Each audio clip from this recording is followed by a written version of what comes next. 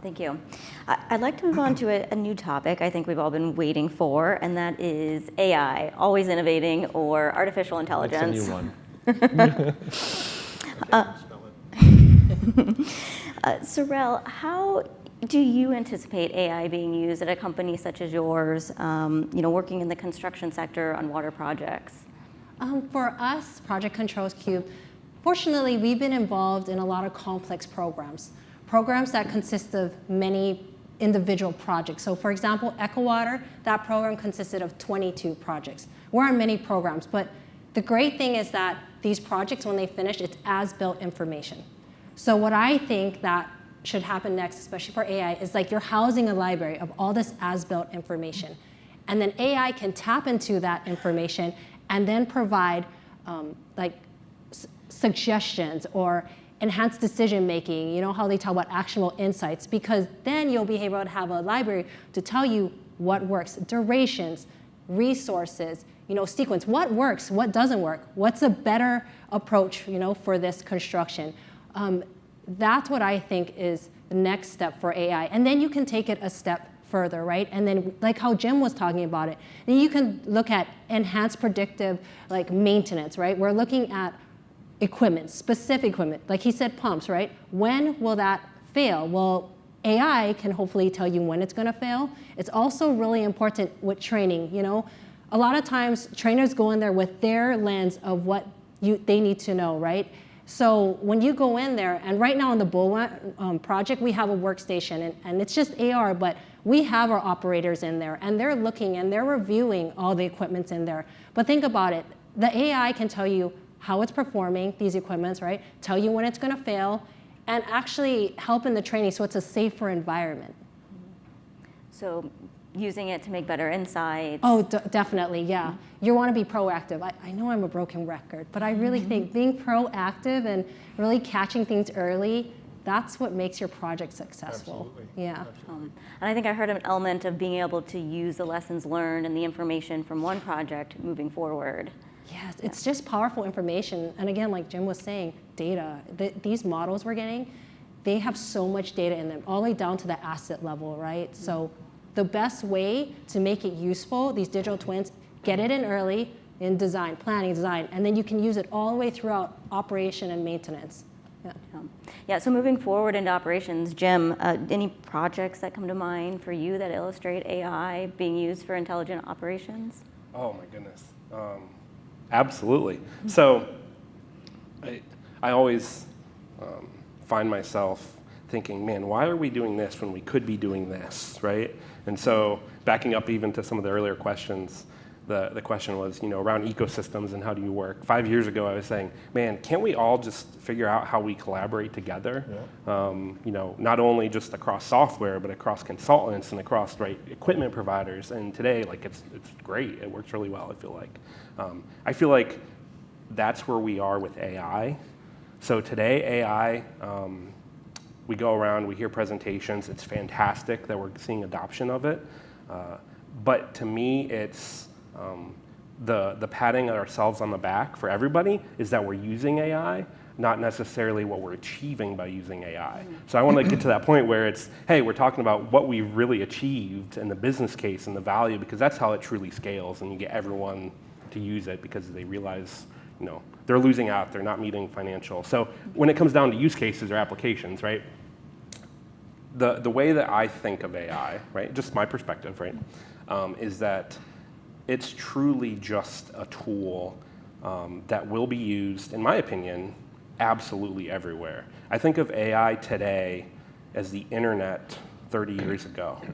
Now, wow, I'm going to sound much older than I am, I guess. But in the 90s, right, if you asked water operators, if you asked a guy out there fixing a water main in the street, are you going to use the internet on your job? They would absolutely laugh at you, right?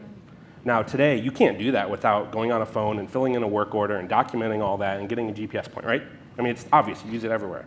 We're at that point with AI right now, right? If you ask an operator out there closing a valve, are they going to use AI to do their job? They will laugh at you, right? So how do we advance that? How do we get to the point that it is widely used?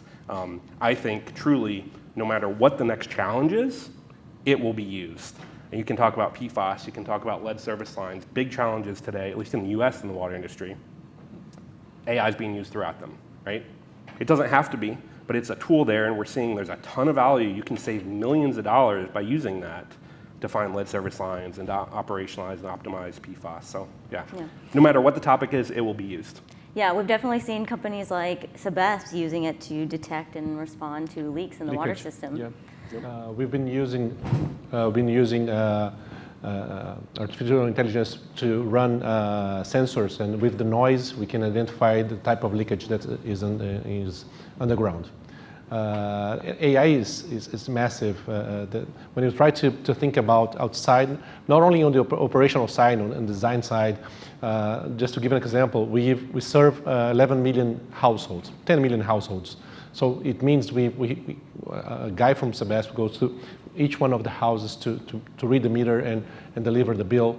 All of those data, once we're able to monitor through IoT the meters, so we can predict the behavior of certain neighborhoods. We can adjust pressure, reduce leakage.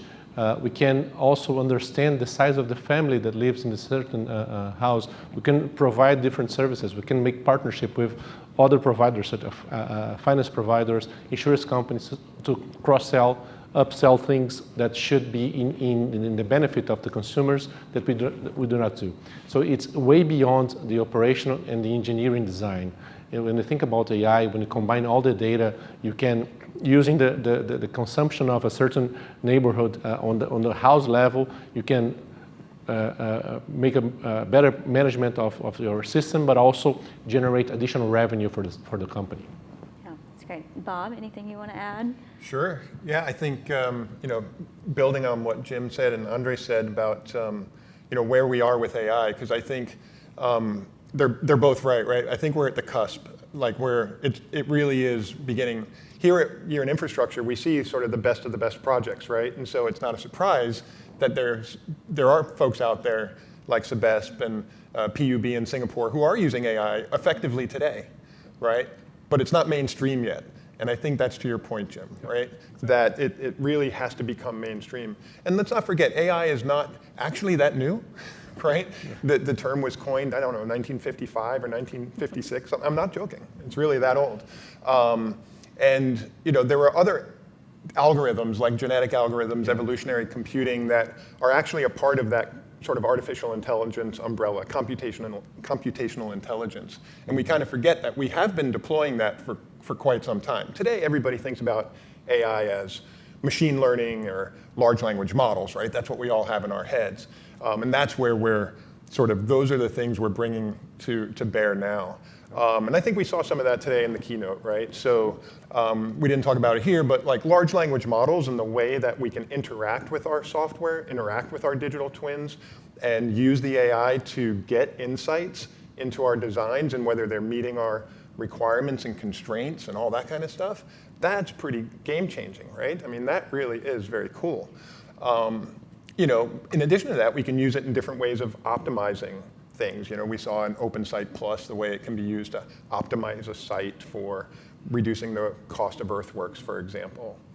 And then in the mundane tasks, the automation of the mundane tasks, right? There's another way to do that. But in operations, if I could just give another brief, do I have time for another brief example? Time series data is really so important in operations of water systems. And SCADA systems have been around for a long time. We talk a lot about IoT, but SCADA systems have been there for 30 years plus. All that data is coming in. Sometimes sensors produce erroneous values, right? So you have a pressure sensor, and sometimes it spikes or it drops to zero or something like that, or it goes flat for a while. AI has been shown to be really good at detecting those anomalies in the data and cleaning it up. So why is that important? Well, if you're going to use that data in downstream analysis to get some other insights, it's the classic garbage in, garbage out scenario. If you have garbage data going into that analysis, don't expect good results at the back end, right? So data cleaning is one thing. And when you have that clean data stream, then you can start to detect those anomalies. You can detect the leaks and things like that because now you have clean data and AI can show you, oh no, this is a real deviation from what we expected, right?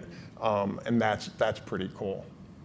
Yeah, it really is exciting to see what people are doing with AI, and to your point, the Open Site Plus announcements, it's easy to see how that can be used on water projects. I just thought of something else too. The sensors are really good when you have them in the system and where they are. They're really good at detecting what's happening now, and you can keep a historical record of what's happened. But they're not so good at predicting the future, right? And that's another place that AI can come to bear, is by taking that data that's there from those sensors and then projecting out into the future. What do we expect to happen next? And combining different data sources, such as environmental, human behavior, and many things. Exactly. Not only the streamline that's analyzing backwards. Thank you. Yeah, excellent point, right? Like weather feeds. Yeah, the relation, factoring into the demand cause predictions. and the cause from that behavior, and combine that in the future. Yeah, exactly. Yeah. I want to come back to the EcoWater project that you mentioned. I know that your company was able to help save millions of taxpayer dollars. So I'm curious if you could tell us a little bit about that and what a utility might do with that sort of tax savings or money savings. Sure. It was awesome. So, okay, everybody's goal is to finish on time and on budget, right? Yep. We finished on time. EcoWater finished on time and under budget, $400 million. Wow. Cha-ching, I know. Yeah. So on the end, the ratepayers, or the public, I'm sorry, they got 2 projects for the price of 1. So for EcoWater, we applied for the state revolving fund. I don't know if you all know what that is, but it's a low interest loan. So it all goes back to the public. They pay lower rates for these projects. And so because we finished under budget, $400 million, thanks to the digital twin, right? We implemented it early. We now have used that $400 million to pay for the next project, which is the Harvest Water Project. And it's a great project. It's the largest in California. It's a reuse of clean, recycled water, and it feeds the agriculture, all the farmlands in the Central Valley. And actually, the end goal is to raise the water table and restore it back up to its historical, up to 35 feet, which is amazing in the times past and more future again, times of drought. So it's just great. 2 for 1. Who doesn't love a deal? Yeah, it goes back to some of the challenges Greg was mentioning at the top here about drought and us being able to be more resilient to changing climate. Yes, and I believe it really is from the digital twin because, like I said before, the digital twin really enabled everyone, all stakeholders, to have their input. And we were really able to just catch things early, the problems, and resolve them. And I believe time equals money. And so anytime that you can finish early, finish on time, it all goes back to the public. And that's what everybody cares about, right? What's the least impact, or actually what saves money for them? And that's what did it. Yeah, that's great. And congrats on the tax savings and the finishing on time and under budget. Jim, let's talk a little bit about some innovative approaches to construction and financing. What are some of the things that you're seeing in the industry and how we're starting to approach projects? Oh, sure. Well, I'm going to start with financing. It's such an interesting topic. And all the topics we're kind of discussing here is around, how can we do things better? How can we be more optimal? How can we save cost? Most of the world today pays for water, right? We as the public pay for water based on how much water we use, right? It's consumption based. As a result, we have a bit of a perfect storm because we are promoting, and certainly we need to reduce our water consumption, right? So out there on an individual basis, we're reducing water consumption, we're focusing on conservation. There's less water out there, so we're using less water, which means the utility is having less revenue come in, but they have the most infrastructure in the ground that they've ever had in the history of humankind, and we're only adding to that, right? So you think about this, okay, you need so much money. This is a basic economics. I'm an engineer, so I'm trying to do the math here. But basic economics of it costs so much to maintain and operate infrastructure. We're putting more and more of it in, but then we're getting less and less revenue. you can't continue to operate the way you do today, right?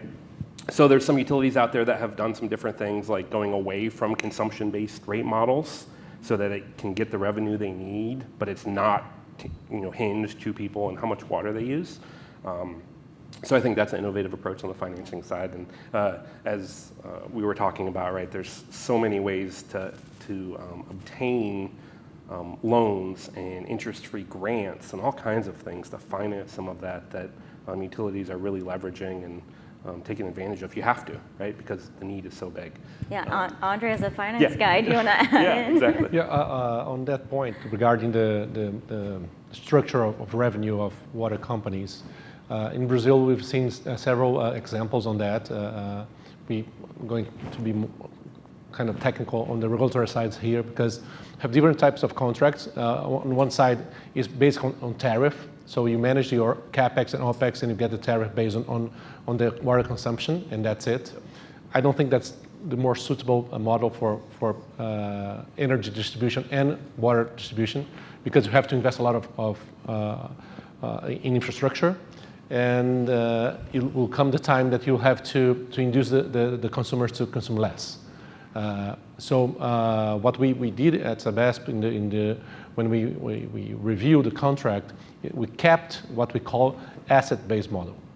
What that means? The revenue of the company is linked to the amount of the assets, non-depreciated asset that it has on the balance sheet, or regulatory balance sheet to be more accurate. So if you invested $1 billion, you have a revenue. Part of your revenue will be calculated in a certain amount of return on that $1 billion plus your OPEX in a regulatory approach, and that will derive on your total revenue. So you divide this revenue for the amount of water you're selling, and you get a tariff. So it's very resilient through time. So you have to invest more for any reason. Let's say the water scarcity, the water availability is not enough to serve the people, have to build a huge main of, let's say, 50 kilometers to bring water from a different source. That amount of investment will be paid by the consumers through time. So that's more resilient when we think about the completely lack of capacity to forecast the future in the situation that we're in now, where we don't know how the climate will behave, how the population of the city will behave. Are the people going to move to the countryside, and the city is going to shrink, maybe, or not? So that kind of modeling on the regulatory side, and that was the first point of Greg brought on the slide, is a major point that need to be very well designed to meet the needs of the 30, 40 years contract that basically rule the relationship between the conceiving power, the concessionaire, and the consumers. So having the asset-based model, I think, is more resilient to the challenge that we might face, and it adapts through time once we have more invest more, and you can have this transfer to the tariff if needed. So it's a more resilient model, I think. Yeah, thank you for that. We're coming to the end of our time, but I wanted to end with a bit of a fire round and ask each of you, when you're at home hanging out with your friends and family and you're talking about what you're doing to help communities with their water needs, how do you explain it to them in a way that resonates with them? Maybe Bob, we'll start with you. So I first start telling them about my amazing Excel skills, Yeah. and the pivot table I created that day, and my advanced use of conditional formatting and stuff like that. But when their eyes glaze over, I basically tell these stories, right? So I try to pick something that might be close to home. I head up open applications, which is water, but also structural engineering and things. So near where I live is a offshore wind farm. So I'll say, the foundations for those towers, those were designed with our software, right? So I kind of help them understand that we don't do engineering and we don't do that kind of work, but we help solve those problems by providing software. And then I'll usually also try to pick something really far away from home as well, tell a story about India or something like that to just kind of globalize it a bit. Yeah. Jim? Oh, goodness. So this is a true story. I'll try to keep it under 5 minutes. So at one point I was at a family dinner and people were asking, what everyone did, and one of our family members is a nurse in a pediatric intensive care, so an intensive care for children, and she said, well, just last week, right, this child came in, was severely ill, we worked on him and saved his life, and it was remarkable. And everyone's like, oh my goodness, this is the most amazing story. And then I went next and I'm like, yeah, I work for clean water. I saved millions of lives today, so good job, right? I think, sometimes we take for granted what we do, right? Yeah. And we really need to remember that because it truly is a big deal. It's impactful. Yep, Yeah. yep. Serelle? Well, my dinner table or my family consists of my husband, that really good-looking guy you saw in the iLab this morning in the keynote. That's him, the guy back there. Him, and we have a 2-year and a 4-year-old. So we keep it pretty simple. We say, Mommy and Daddy help clean the water so we don't make the fishy sick, and we clean the water so that you can eat that food that's on your plate, and we clean the water so a lot of people, like yourself, can drink clean water and not get sick. I know, very simple, but they get it. Yeah, I think it's a blessing to work in the water and sewage sector, independently on which part of the supply chain or you really work on. But to be frank, I have 2 daughters. One that's 11, the other one is 5, and my wife and we really jumped in the project at Sabesp beginning last year. And one of the major things that happened to me as being recognized by my oldest daughter, she asked me to present what is the water and sanitation system to her class in school. So it was more than a recognition of how important that is, but how that fits in what she was learning in the school on preserving the environment and thinking about recycling, reuse, and reduce the use of natural resources and the impact of human beings in the environment. How can we reduce that impact by being more conscious on how we use the natural resource and how we manage the cities? The younger one, she's more, she has a different approach. She likes that I work in a company that clean the rivers and keep the world safer and healthier, and that's it. It's amazing. I'm to be honest, once you start working in the water and sanitation sector, it never wants to go away. Yeah. What's your answer? Great point. I was not prepared for that. Some of the same things that you guys have said today. Water is critically important. We heard from Greg's opening remarks how important it is, drought, climate change, all the things that we're seeing in the news this week and over the course of the last few years. And we're doing things every day to help support communities and the people that they serve. So. And if you allow me, just one final remark is that I don't know if everybody knows this number, but water is finite, so we don't have much. It's basically the same through the time in frozen, liquid, and we only have 2% of water, the world water available for consumption, and that's the number. We work not for that number to be reduced by pollution, but that's something it's amazing. It's a very small amount of water in the world available for human consumption, and that's basically where our work relies on is to keeping that water properly and for human consumption. Yeah, it's a good thought to keep in mind. Well, if we could, let's give our panelists a hand. Thank you guys very much. Thank you very much. And we'll hand it back over to you, Greg.